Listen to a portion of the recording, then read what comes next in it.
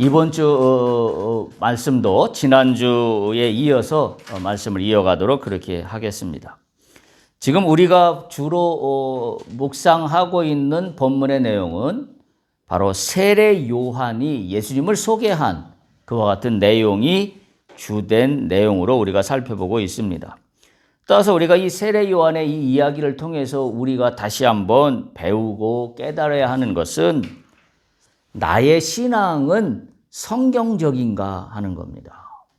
세례 요한은 그것을 우리에게 강력하게 메시지를 던지고 있기 때문입니다. 나의 신앙이 성경적인가? 그냥 얼핏 들으면 당연히 내가 성경을 기반으로 나의 신앙이 있지요 라고 말할 수 있겠지만, 그러나 우리의 신앙의 참모습을 들여다보면 과연 나의 신앙은 성경적인가? 그럼 성경적이라는 말은 무엇인가? 라는 것을 우리가 함께 이야기를 나누고 싶습니다. 다른 말로 얘기하면 이런 겁니다. 성경적이 아닌 건 무슨 이야기냐면 관습적이거나 율법적인 게 성경적인 게 아닌 겁니다. 그냥 율법적인 겁니다. 그리스도인은 한마디로 얘기하면 정확히 한 사람을 바라보고 나가는 신앙입니다. 그게 뭐냐면 예수 그리스도예요. 그리스도인들은 예수 그리스도를 바라보는 신앙과 삶을 추구하는 사람들이에요. 따라서 우리의 모든 방향이 예수 그리스도가 되지 않는다고 한다면 그것은 성경적이지 못한 겁니다. 다른 말로 표현하면 율법적인 겁니다. 우리가 반드시 기억해야 됩니다. 나의 신앙은 예수 그리스도를 향하고 있는가? 예수 그리스도를 바라보고 있는가? 만약에 그러하지 못한 신앙이라고 한다면 우리는 성경적인 신앙이라고 말할 수가 없습니다. 한마디로 그리스도인들이 누구냐? 예수님이 그 사람의 중심에 있는 사람들입니다. 그럼 우리는 간단해요. 나의 중심에 예수님이 있나? 아니면 다른 그 무언가가 나의 신앙을 끌고 가고 있으며 또 나의 신앙을 좌지우지하고 있는가? 과연 내가 기도하거나 내가 교회로 나오거나 예배에 참석할 때 나는 무엇을 바라보고 있는가? 교회에 나오는 것으로 족한 것인가? 아니면 교회에 나온 것이 아니라 예수를 바라보고 있는가? 이게 명확해야 합니다.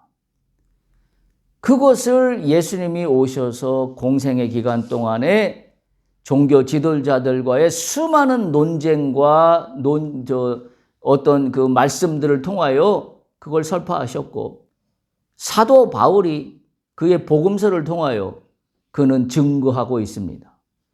그가 소위 다메섹 도상에서 예수님을 처음 만나 빛의 자녀, 빛의 증인이 된 이후로 그의 일생은 로마로 가는 여정을 가고 있었습니다. 그러나 분명한 사실은 그는 지역적이고 물리적으로는 로마를 향하여 가고 있었지만 그가 가는 방향은 오직 하나였어요. 우리가 다 알잖아요. 무엇이었냐면 예수 그리스도입니다. 사도 바울이 평생을 바라보고 달려간 것은 딱 하나입니다. 예수 그리스도입니다. 예수 그리스도라는 방향 앞에 그의 삶이 있었고 그가 하는 사역이 있었고 그가 하는 일들이 그 가운데 다 놓여 있습니다. 그러니까 예수 그리스도의 방향 아래 사도 바울은 그의 삶을 설명할 수 있게 되었다는 얘기입니다. 다른 말로 표현하면 우리에게도 동일합니다. 내가 예수 그리스도를 정확하게 바라보고 가는 나의 이 땅에서의 삶과 내 인생의 여정이라면 그걸 통하여 나의 일도 설명될 수 있고 예수를 바라보는 관점에서 나의 생활도 설명되어야 되고 예수를 바라보는 차원에서 나의 모든 하는 일들이 증명되어야만 합니다. 그게 성경적인 거예요. 성경책을 끼고 매주일 빠지지 않고 교회에 나와서 1시간 예배를 드리고 갔다는 것이 성경적인 삶이 아니란 이야기죠. 우리가 그것을 정확히 기억해야 합니다. 따라서 기독교인이 누구냐? 그리스도인은 시민권이 하늘에 있는 사람들입니다. 근데 그리스도인이 시민권이 하늘에 있지 않은 것처럼 살아간다고 한다면 왜 그런가? 이유는 다 하나예요. 그의 삶의 방향이 예수 그리스도를 바라보고 있지 않기 때문입니다. 뭐만 바라보고 있어요? 나를 바라보고 있습니다. 자기 스스로만 바라보고 있어요. 더 정확히 얘기하면 자기 자신만의 문제, 자기 자신만의 한계, 자기 자신만의 궁핍한 것, 자기 자신만의 어떤 부족하다고 여기는 것들, 그것들만 바라보고 있어요. 만약에 우리의 신앙이 나의 그런 것들만 바라보고 있다면 나는 그리스도인이라고 이야기할 수 없습니다. 왜? 중심에 예수님이 있는 게 아니라 내 문제만 놓여 있기 때문에. 우리가 이걸 심각하게 이야기해야 돼. 따라서 저는 이 세례 요한의 예수님을 소개하는 말씀을 묵상하면서 참으로 많은 생각을 하게 되고 다시 한번 신앙을 믿음이 무엇인가 하는 것을 정립하게 하는 그런 세례 요한의 예수님에 대한 소개 내용으로 저는 받아들입니다. 따라서 이런 관점에서 오늘 말씀의 제목도 지난번에 이어서 우리가 쫓는 믿음은 무엇인가? 은혜와 진리 아니면 율법. 그 두 번째 말씀으로 함께 나가도록 하겠습니다. 우리가 성경적이다라고 이야기할 때 세례 요한을 통해서 그 기준을 확인하게 됩니다. 한마디로 표현하면 뭐냐면 은혜와 진리입니다. 율법이 아니죠. 지난번에도 살펴봤다시피 요한복음 1장 17절에 보면 그렇게 세례 요한이 증거하고 있기 때문에 그렇습니다. 율법은 모세로 말미암아 주어진 것이요 은혜와 진리는 예수 그리스도로 말미암아 온 것이다. 그럼 답은 다 나왔잖아요. 그리스도인이 예수님을 바라보고 살아가는 믿음과 삶의 여정이라고 한다면 우리는 뭘 바라봐야 돼요?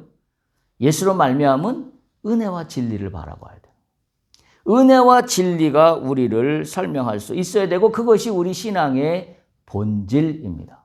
그런데 많은 기독교인들이 은혜와 진리의 예수를 바라보는 게 아니라 뭘 바라보고 있어요? 모세의 율법만 바라보고 있습니다.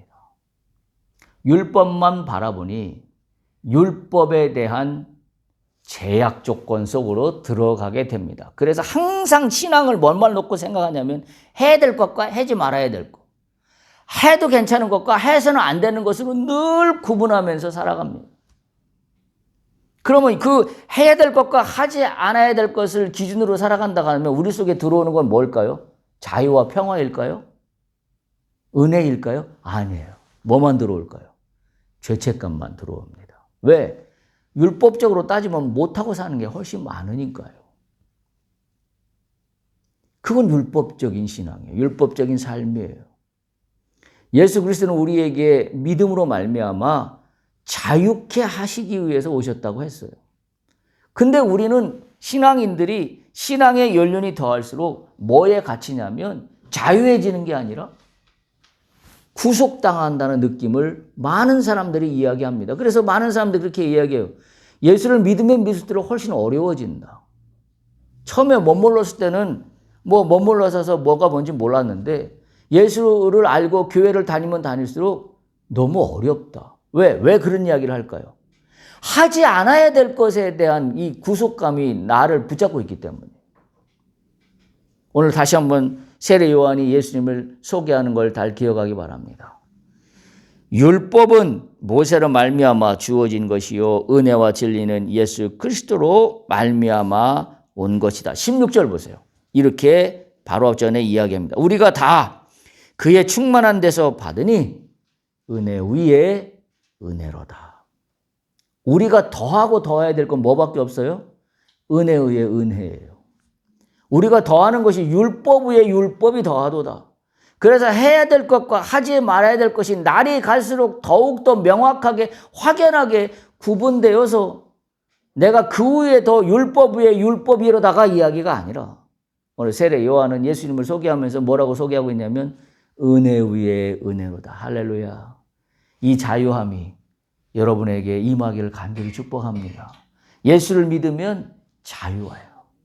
그 자유의 속살은 뭐냐면 그분께서 우리에게 베푸시는 은혜예요.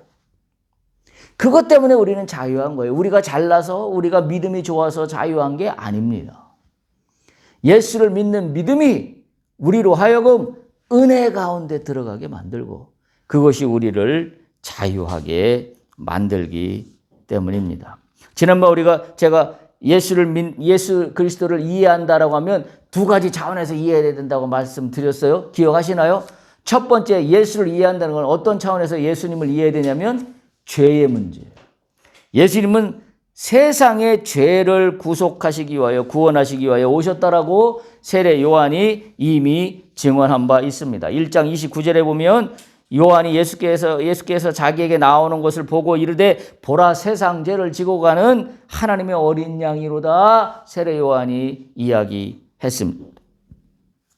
예수님은 세상의 죄를 구원하시기 위해서 오셨다라는 사실을 우리가 기억해야 됩니다. 예수님을 이해한다면 제일 먼저 죄를 구속하시기 위해서 오신 메시아로 이해해야 됩니다. 그렇다면 그것은 뭐예요?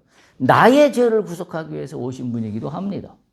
세상의 죄하고 나하고는 상관없는 게 아니라 나의 죄를 위하여 오신 분. 그러니까 우리가 예수님 앞에 나간다고 할 때 제일 먼저 해야 될 일이 뭐냐면 나의 죄에 대한 고백이에요.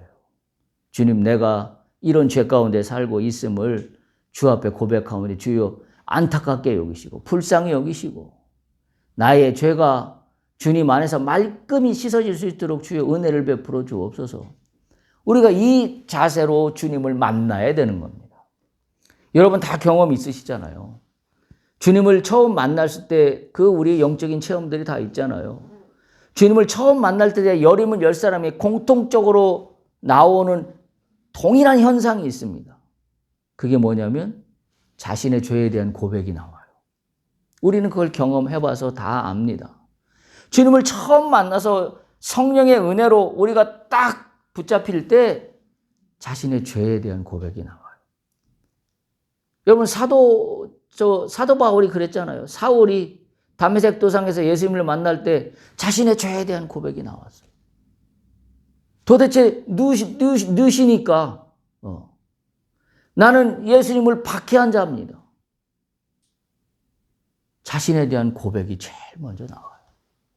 그래서 우리가 예수님을 이해한다는 것은 나의 죄의 문제가 first입니다. 우선입니다. 그래서 우리가 주님을 만나고 주님을 고대하며 주님이 내 삶 속에 들어와서 나의 모든 행하는 일들 속에 역사하시길 원한다면 역사하시길 원하는 문제를 놓고 기도하는 게 핵심이 아니라 뭘 놓고 기도해야 돼요? 나의 죄에 대한 고백이 우선이에요. 그러면 그 다음 문제들이 풀어지기 시작합니다. 그게 영적인 비밀이에요. 문제를 해결해달라고 놓고 기도하기 시작하면 문제가 해결 안 됩니다. 주님을 만나면 문제는 해결돼요. 근데 우리는 문제를 해결되는 것만 놓고 기도해서 문제가 해결이 안 돼요. 우선해야 될 게 뭐냐면 나의 죄를 토설하는 것. 주님 앞에 나의 죄를 내려놓는 겁니다. 주님을 만나면 그 현상이 당연히 나오게 돼 있어요. 당연히 나오게 돼 있습니다. 두 번째 우리가 예수님을 이해한다고 할 때 만나야 되는 것은 바로 예수님과 나와의 관계에서 예수님을 이해해야 합니다. 성경책에 쓰여 있는 문자로서 예수님은 어떤 분이다 또는 교회에서 무슨 훈련을 받으면서 배웠던 지식으로서의 예수님은 어떤 분이다라는 이야기가 아니라 내가 직접 주님을 만나는 관계로 들어가야 됩니다. 그래서 우리는 기독교를 체험의 종교라고 이야기를 하는 이유가 바로 거기에 있습니다. 말씀을 볼 때 체험이 돼야 되고 기도를 할 때 체험이 돼야 되고 또는 어떤 사람과 만나서 이야기를 할 때 주님이 떠올라야 되고 모든 우리의 삶의 여정의 과정들 속에서 주님이 체험됩니다. 바로 그 체험되도록 도와주시는 분은 성령님이십니다. 대부분 믿는 사람들에게 예수님은 당신에게 누구십니까? 라고 물어보면 의외로 대답을 못합니다. 의외로 대답을 못해요. 배운 지식은 있죠. 예수님은 하나님의 아들이시오.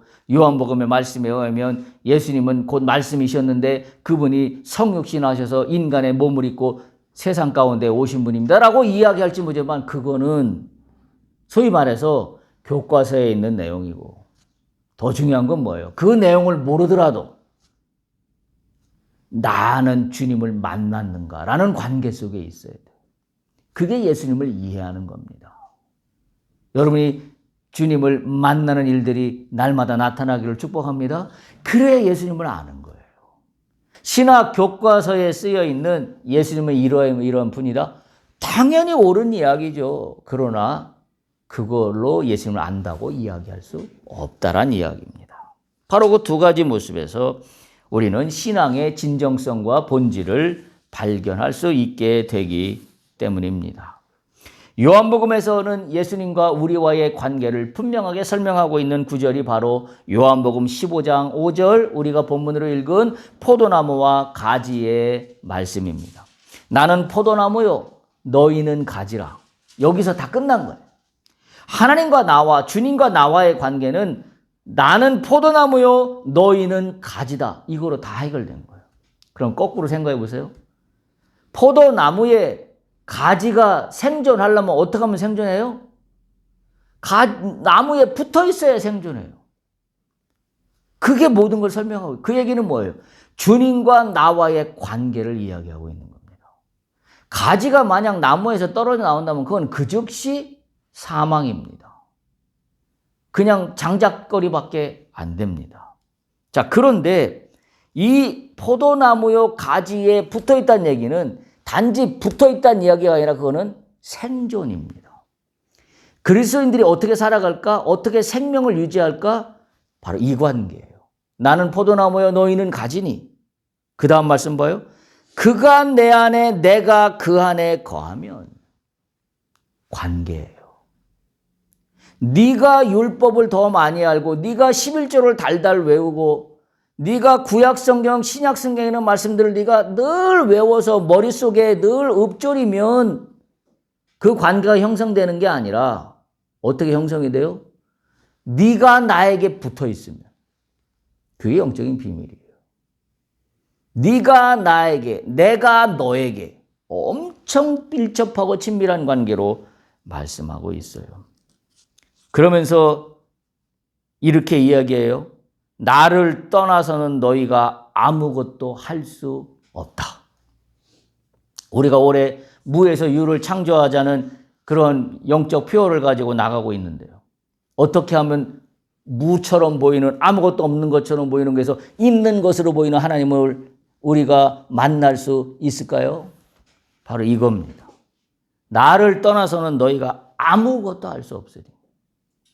결국 이 말씀은 뭐냐면 포도나무와 가지의 말씀을 통해서 일단 우리가 생존의 조건이 완성이 돼요.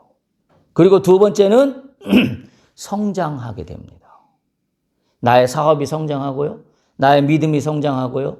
나의 삶이 성장합니다. 그리고 세 번째, 열매 맺게 됩니다. 이게 이 본문이 주는 교훈이에요. 나는 포도나무여 너희는 가지라. 생존의 조건, 성장의 조건, 열매 맺는 조건입니다. 그래서 말씀에 그렇게 써 있잖아요. 그가 내 안에 내가 그 안에 거하면 사람이 열매를 많이 맺나니. 우리가 이 말씀을 꼭 기억할 수 있길 바랍니다. 예수님과 우리의 관계를 아주 친밀한 관계로 말씀하고 있습니다. 요한계시록 3장 20절 보면 이렇게 말씀해요. 볼지어다 내가 문 밖에 서서 두드리노니 누구든지 내 음성을 듣고 문을 열면, 그게 핵심이죠. 나의 음성을 듣고 문을 열면 어떤 사람만 그러면 주님의 음성을 들을 수 있나요? 예수님을 만난 사람만 주님의 음성을 들을 수 있어요. 포도나무에 붙어 있는 사람만 주님의 음성을 들을 수 있어요. 그 테두리를 벗어나면 들을 수 없습니다. 여러분 우리가 그 무슨 다큐멘터리 동물 특히 양들 이렇게 보면 너무 신기하지 않아요? 양들이 그 어떤 큰 울타리 안에 있습니다. 그런데 주인이 와서 양들을 부르는 신호를 보내면 어디선지 나타납니다. 동물들도 희한하죠. 뭐 알래스카 이런 데 제가 그런 다큐멘터리를 본 적이 있는데 뭐 곰에게 무슨 뭐 먹이를 주고 하는 그 특별한 임무를 부여받은 사람들이 있더라고요. 그 사람들이 양식을 이제 겨울에 이제 특히 이제 북극이나 이런 데는 알래스카 이런 데 눈이 많이 오니까 동물들이 겨울에 먹을 것이 없어서 굶어 죽는데요. 그래서 이 사람들의 미션이 뭐냐면 그 구역에는 그 허락을 받고 훈련된 그 특별한 사람만 출입을 할 수 있고 아무나 들어가서는 안 되는데, 그 사람이 신기하게도 그 먹거리들을 거기다 갖다 놓고 뭐 곰들을 불러요. 아니 그러면 어디서 나타나는지 뭐 또 사슴이기도 하고, 아니 개들이 그 소리를 듣고 나타나서 먹이를 먹고 갑니다. 그와 우리가 똑같은 관계예요. 주님의 영역 안에 있으면 사는 수가 있어요. 굶어 죽을 것 같죠? 안 굶어 죽습니다. 내팽개진 것 같죠? 안 내팽개져요. 왜? 주님의 음성을 들으면 되니까. 주님의 음성을 들으면 먹이가 있어요. 주님의 음성을 들으면 열매가 있습니다. 주님의 음성을 들으면 살 길이 있습니다. 너무나 놀라운 이야기가 아닐 수 없어요. 그래서 계시록 3장 2절에 누구든지 내 음성을 듣고 문을 열면, 주님이 이렇게 말씀하세요. 내가 그에게로 들어가 그와 더불어 먹고 그는 나와 더불어 먹으리라. 기가 막힌 말씀하네요. 주님이 내 인생의 모든 영역에 함께 하신답니다. 내가 그에게로 들어가 그와 더불어 먹고 그는 나와 더불어 먹느니라. 완전히 혼연일체입니다. 이게 관계예요. 이게. 신앙이란 바로 어떤 교리나 종교적인 행위가 아니라 예수님을 영접하고 인격적인 관계를 맺는 거에 있어요. 우리가 예수님을 만난다라고 하는 다른 말로 표현하면 인격적으로 만나는 거예요. 주님을 인격적으로 만나는 겁니다. 그것이 바로 성경적 신앙이고, 그것이 바로 진리와 은혜 가운데 있는 우리의 영적인 삶이고 태도라고 그렇게 볼 수가 있습니다. 예수와 함께 겪고 그분을 경험하는 것이야말로 예수님을 아는 것이다 라고 분명히 이야기할 수 있습니다. 요한복음 1장 9절에 보면 세례 요한 이미 저희가 말씀을 나눴던 거예요. 참빛 곧 세상에 와서 각 사람에게 비추는 빛이 있었다 라고 말씀하신 것처럼 바로 이것은 주님과 나 사이의 인격적인 관계로 맺어진 것을 이야기하고 있고, 또 우리가 앞에 본문으로 봤던 요한복음 15장 5절 포도나무와 가지에서도 그가 내 안에 내가 그 안에 거하면 사람이 열매를 많이 맺는다라는 말씀도 바로 이런 각별한 특별한 관계 속에서 예수님은 나와 함께 하시길 원한다라는 것을 우리는 분명히 알 수 있습니다. 그런데 오늘 본문의 말씀을 보면 이 빛이 왔는데, 우리 가운데 왔는데 세상이 이를 알아보지 못합니다. 요한복음 1장 11절에 보면 자기 땅에 오매 자기 백성이 영접하지 아니하였다. 참 아이러니한 거죠. 예수님이 자기 백성에게 오셨는데 자기 백성들이 오히려 예수님을 알아보지 못했다. 여기서 자기 땅은 하나님의 택한 나라입니다. 또 자기 백성은 특별히 그리스도의 소유였던 이스라엘을 지칭하는 말인 것을 우리가 잘 압니다. 자기 백성에게 온 주님을 알아보지 못한 이유가 뭘까요? 왜 못 알아볼까요? 좀 답답한 노릇 아닙니까? 자기 백성이에요. 다른 나라 백성도 아니고. 근데 사람들은 그 주인을 알아보지 못했습니다. 이유가 뭘까요? 바로 이유는 이거 하나예요. 예수님을 뭘로 바라보냐요. 뭘로 바라볼 때 주인을 알아보지 못할까요? 율법으로 바라볼 때. 오늘 말씀의 맥락으로 보면 은혜와 진리로 바라보면 예수님을 봅니다. 예수님을 알아봅니다. 그런데 율법으로 바라보면 예수님을 만나지를 못해요. 오늘 많은 사람들이 교회는 나가지만 예수님을 만났다라고 이야기를 자신 있게 할 수 있는 사람이 몇 사람이나 있을까요? 교회는 나가지만 그들의 믿음과 신앙이 율법 안에 있기 때문입니다. 율법의 카테고리 안에 있기 때문에 예수님을 만나지를 못하고 교회를 왔다 갔다 합니다. 성경 말씀을 잘 모르더라도 예수님을 만나는 사람들이 있었어요. 그 사람들이 어떤 사람들이에요? 이미 한글도 잘 깨우치지 못했던 우리의 선조들, 선배들, 1950년대, 60년대, 70년대 우리보다 앞서서 주님을 영접했던 우리의 많은 어머니들, 아버지들, 할아버지들, 할머니들. 그분들은 어쩌면 우리보다 훨씬 지식적인 면도 부족하고 국문의 해독력도 떨어지고, 그러나 그분들은 교회에 펄펄 역사가 일어났던 걸 우리는 압니다. 왜 그랬을까요? 우리보다 성경 지식도 부족하고 우리보다 아는 것도 없고 우리보다 세상에 학문적으로 배운 것도 부족한 그분들은 어떻게 주님을 알아봤을까요? 이유는 하나예요. 그분들이 성경을 달달 외우고 문자적으로 율법적으로 이해한 주님이 아니라 만났기 때문이에요. 은혜 가운데 주님을 만났기 때문입니다.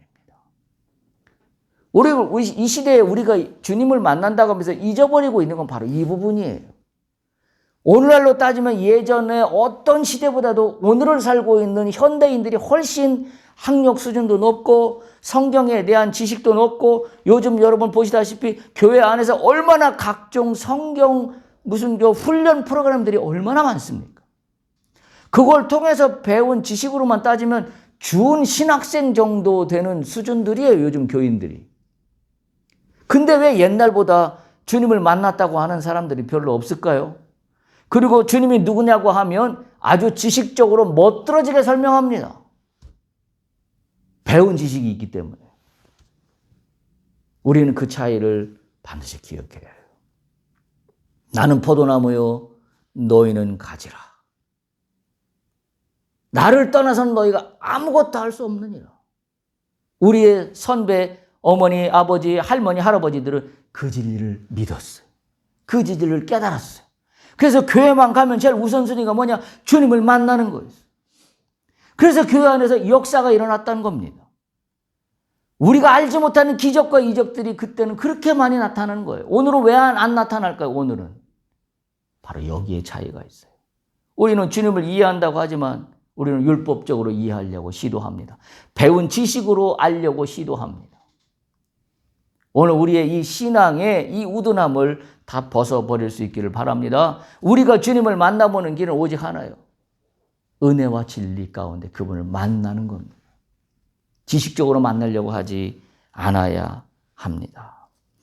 우리가 여기서 기억해야 될 것은 주님을 영접하는 요한복음 1장 12절에 보면 이렇게 기록하고 있어요. 영접하는 자, 곧 그 이름을 믿는 자들에게는 하나님의 자녀가 되는 권세를 주셨다. 영접하는 자. 영접한다는 게 무슨 뜻일까요?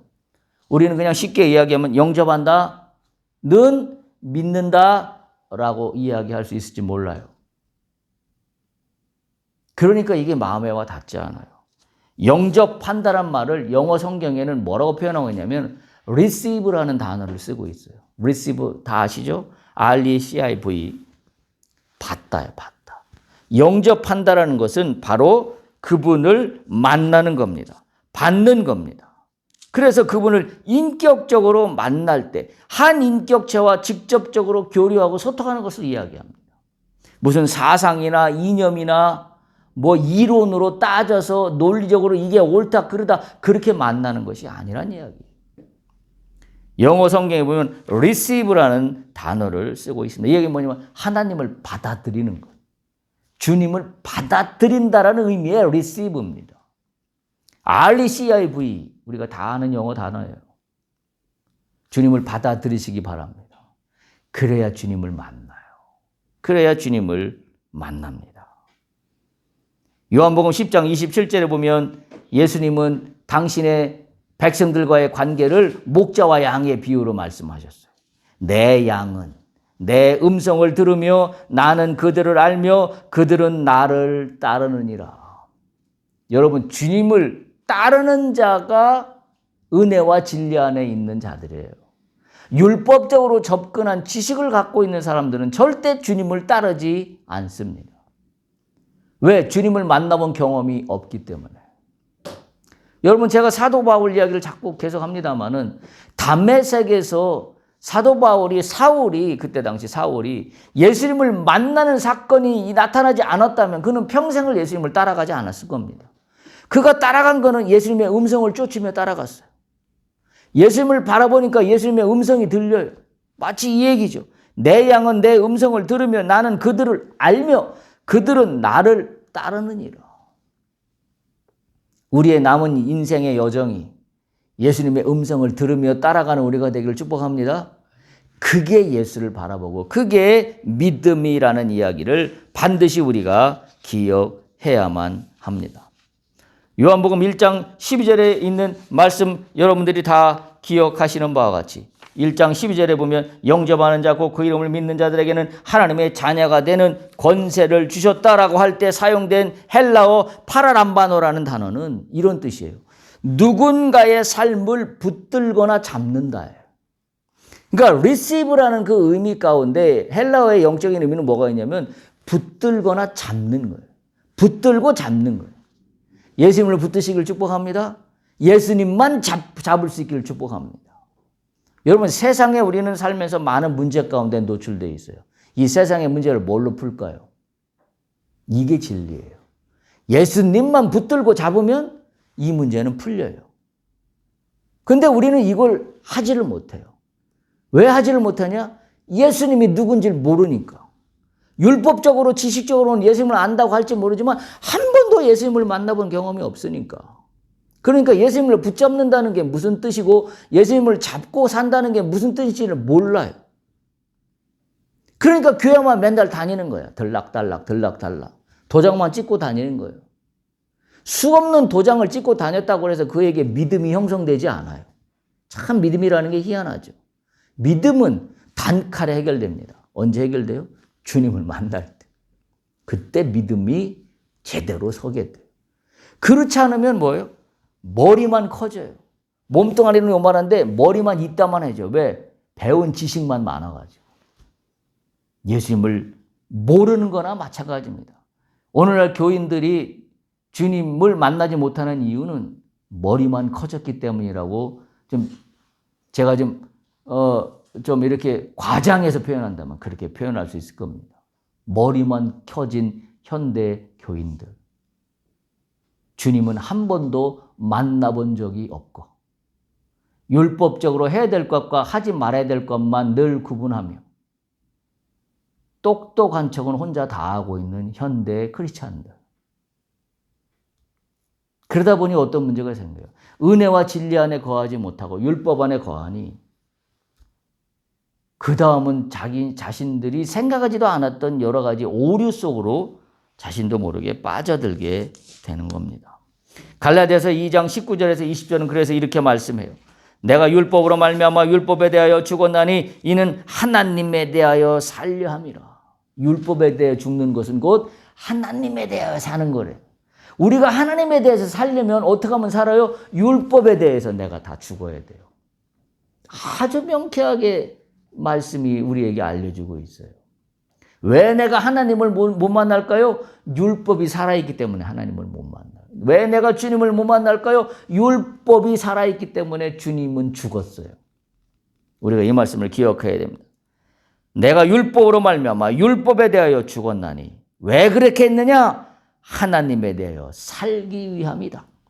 그래서 이런 결론이 나오는 거예요. 2장 갈라디아서 2장 20절 내가 그리스도와 함께 십자가에 못 박혔나니 그런즉 이제는 내가 사는 것이 아니요 오직 내 안에 그리스도께서 사는 것이라. 이제 내가 육체의 가운데 사는 것은 나를 사랑하사 나를 위하여 자기 자신을 버리신 하나님의 아들을 믿는 믿음 안에서 사는 것이라.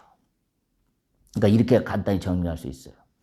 율법에 대해서 죽으면 우리는 이렇게 삽니다. 하나님에 대하여 살고 믿음 안에서 사는 겁니다. 반대로 얘기하면 율법이 살아있으면 하나님도 모르고 믿음도 뭔지 모른다. 이렇게 이야기할 수 있게 되는 겁니다. 따라서 오늘 우리가 바라봐야 될 믿음의 지향점은 분명합니다. 요한복음 1장 14절 보세요. 우리의 본문입니다. 말씀이 육신이 되어 우리 가운데 거하심에 우리가 그의 영광을 보니 아버지의 독생자의 영광이요 은혜와 진리가 충만하더라. 우리가 그의 영광을 보니 그 말씀을 잘 보세요. 말씀이 육신이 되어 우리 가운데 거하심에 우리가 그의 영광을 보니 뭐가 충만하다고 되어 있어요? 은혜와 진리가 충만하더라. 제가 다시 이야기하면 이렇게 이야기할 수 있어요. 우리가 그의 영광을 보니 율법이 충만하더라 라고 쓰여 있지 않습니다. 우리가 그의 영광을 보니 아버지 독생자 예수님의 은혜와 진리가 충만하더라 라고 적혀 있습니다. 우리가 이 말씀을 반드시 기억해야 합니다. 우리가 바라봐야 될 믿음의 중요한 핵심은 아버지 독생자의 영광이요 은혜와 진리입니다. 따라서 우리가 쫓아야 될 신앙의 본질도 바로 예수 그리스도의 은혜와 진리입니다. 그래서 요한복음 1장 16절 17절 보면 16절 보세요. 아까 우리가 본 건데 우리가 다 그의 충만한 가운데서 받았으니 은혜 위에 은혜로라. 우리의 신앙의 본질은 뭐예요? 날마다 은혜 위에 은혜를 쌓아가는 겁니다. 율법 위에 율법을 쌓아가는 게 신앙의 본질이 아니라 은혜 위에 은혜로다. 마치 은혜 위에 은혜로다는 얘기는 뭐예요? 그냥 있으면 되는 은혜가 아니에요. 그 앞에 보세요. 어떻게 은혜가 위에 은혜가 돼요? 우리가 다 어떻다고요? 그의 충만한 데서 받으니. 그가 누굽니까? 예수 그리스도예요. 우리가 다 그의 충만한 데서 받으니 은혜 위에 은혜로다. 우리가 날마다 예수 가운데 들어가니 은혜 위에 또 은혜가 더하게 되더라. 그 이야기입니다. 그게 충만이에요. 그게 가득 차는 겁니다. 꽉 차는 겁니다. 예수님과의 인격적인 만남으로 이루어지는 충만입니다. 예수님의 인격적인 만남으로 이루어지는 그리스도의 완전성이 나에게 임하는 거예요. 그게 충만입니다. 여기서 이야기하는. 그 충만이 예수님과 인격적인 관계에서 충만함이 만들어질 때 은혜 위에 은혜가 되는 겁니다. 율법 위에 율법이 되지 않는다는 그와 같은 사실입니다. 모세는 하나님의 율법과 공의를 강조했지만 예수 그리스도는 은혜 위에 은혜라는 얘기는 다른 말로 표현하면 하나님의 사랑, 하나님의 자비하심, 하나님의 용서 이거 가운데 우리가 들어가는 거예요. 율법적인 카테고리에 있으면 우리는 이 진리 가운데 들어가질 못해요. 율법적인 카테고리에 있으면 옳고 그른 거에 이분법적인 삶밖에 나에게 들어올 게 없어요. 거기는 하나님의 사랑도 하나님의 자비하심도 하나님의 용서하심도 없습니다. 예수 그리스도가 우리에게 은혜 위에 은혜란 이야기는 내가 완전해서가 아니라 내가 부족하고 연약하지만 완전하신 예수님을 믿는 믿음 위에 하나님의 사랑이, 하나님의 자비하심이, 하나님의 영광이 나에게 임하는 거예요. 그게 은혜 위에 은혜가 된다는 말씀입니다. 여러분 알다시피 모세는 율법을 받는 자에 불과했지만 예수님은 물법을 완전히 성취하셨다라고 우리는 이미 알고 있어요. 마태복음 5장 7절에 보면 예수님이 그렇게 말씀하시죠. 내가 율법이나 선지자를 폐하러 온 줄로 생각하지 말라. 폐하러 온 것이 아니라 완전하게 하려 함이라. 어떻게 완전해져요? 모든 걸 다 이분법적으로 나눠서 하나를 완전히 없애면 완전해질까요? 아니에요. 성경의 논리는 그게 아니에요. 그게 아니에요. 우리가 완전해지는 거는 이렇게 설명할 수 있어요. 잔이 있습니다. 잔 안에 콜라가 들어있다고 합시다. 이 콜라를 어떻게 하얗게 만들 수 있을까요? 대부분 많은 크리스찬들의 오류가 뭐냐면 이 콜라를 따라버리고 여기다가 깨끗한 물을 넣으면 깨끗하게 됩니다. 그런 의미가 아니에요. 왜? 우리는 죄성이 있기 때문에 내 속에 있는 콜라의 색깔처럼 까만 색깔을 한 번에 다 쏟아낼 수가 없어요. 이건 은혜 위의 은혜가 아니에요. 그럼 이 까맣게 물든 이 잔 안에 있는 이 물을 어떻게 하얀 물로 바꿀 수 있을까요? 깨끗한 물로? 계속 하얀 물을 집어넣으면 돼요. 그러면 점점 콜라 색깔의 물이 옅어지기 시작하면서 깨끗한 물로 바뀌는 과정. 그 과정 속에 있는 게 우리의 인생이에요. 우리의 믿음의 여정이에요. 따라서 은혜 위에 은혜라는 얘기는 뭐예요? 내가 날마다 주님을 만남으로 인해서 그분의 충만한 가운데 공급받는 거예요. 그래서 내 속에 있는 더럽고 취한 것을 오늘도 희게 밝히고 오늘도 조금 더 희게 밝히고 오늘도 조금 더 희게 밝히고 이것을 우리는 믿음이라고 이야기합니다. 쏟아버리는 게 믿음이 아니에요. 그래서 그 과정을 통해서 하나님의 사랑, 하나님의 자비하심, 하나님의 치유하심, 하나님의 회복하심 이것이 우리 속에 들어오는 거예요. 그때 우리는 그분의 충만한 가운데 가득 채워지게 됩니다. 내 속이 주님의 은혜로 가득 채워질 때 그때 나는 비로소 하나님의 영광 안에 들어가게 된다는 사실입니다. 마무리합니다. 우리의 신앙의 본질은 은혜 위에 은혜입니다. 은혜와 진리입니다. 어떻게 들어가요? 예수님을 인격적으로 만나면 됩니다. 예수님을 인격적으로 영접하면 됩니다. receive. 그분을 받아들이면 돼요. 받아들인다는 이야기에는 나의 모든 기준이 되는 판단을 다 바꾸는 겁니다. 뭘로 바꿔요? 예수님으로 나의 기준을 바꾸는 겁니다. 그러면 은혜 위에 은혜, 그곳에 생명이 넘쳐납니다. 나는 포도나무요, 너희는 가지라. 이 말씀 꼭 기억하세요. 그가 내 안에 내가 그 안에 거하면 사람이 열매를 많이 맺나니 나를 떠나서는 너희가 아무것도 할 수 없음이니라. 아멘.